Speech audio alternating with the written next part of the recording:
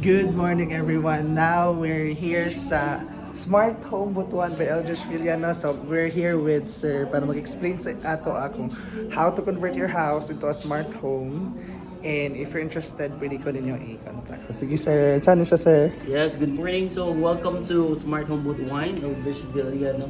So, Smart Home Butuan is a design automation firm na kung saan kung gusto nyo magpaganda ng mga bahay or mga offices or mga hotel here, nandito na talaga sa Butuan City, Caraga region. So first, we have different devices talaga. No? We have a smart curtain, smart lights, smart switches, control panel.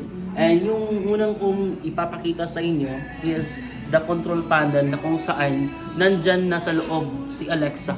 So, which is Alexa is a voice command. For example, sabihin kong, Alexa, showroom off. Wow! Off sa lahat. Then Alexa, showroom on. Alexa, showroom on. Yes! So, yung control panel po kasi, ito yung kumbaga humahawak sa lahat ng mga devices dito. Ang curtains na sir, kanila Yung curtains. Alexa, open the curtain. Yun. Okay, amazing. Alexa, close the curtain. Oh my God, diba? Class. So, dyan ka lang, sir, ha? So, if ever natawag ka, magre-ring siya. Yeah, dito sa Pikas, dito. Sa loob, kumbaga. Okay. Sige daw. Hi, hello. Okay. So, pwede rin siya makonect.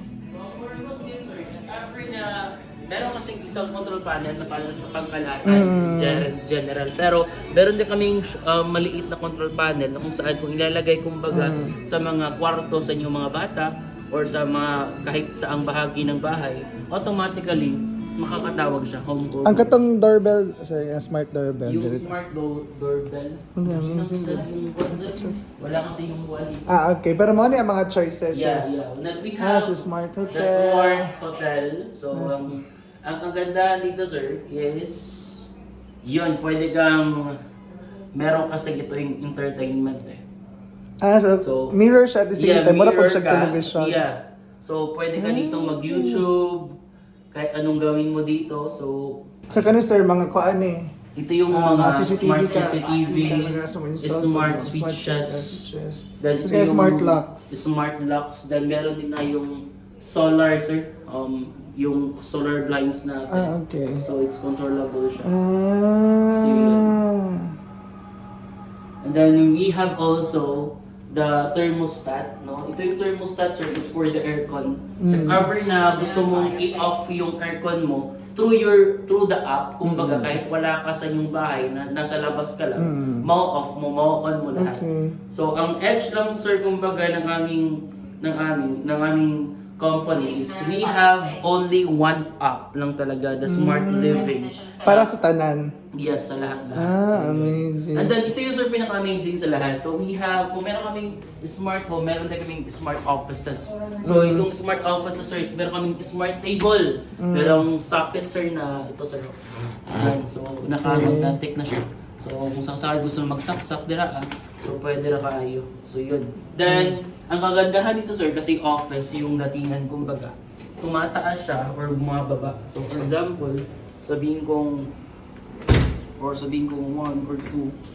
Mataas siya, sir. Okay. Tumataas siya. Amazing. Smart office So, with depende sa gusto ng client kung ano yung gusto ng atmosphere, kumbaga, or so, for example, itong 4 natin, tumataas siya. So, merong parang pang hotel, sir, ba? Kung gusto mag-shot, kumbaga, kung meron kung gusto na pang-office lang, kumbaga. Pwede siya ma-convert business meeting. according to your liking. So, depende sa inyo. Sige, And then, sige. ito yung pinaka-amazing din, sir. We have the smart board. So, it is a window, meron ng parang Android na siya, parang computer, parang laptop, lahat-lahat meron din talaga.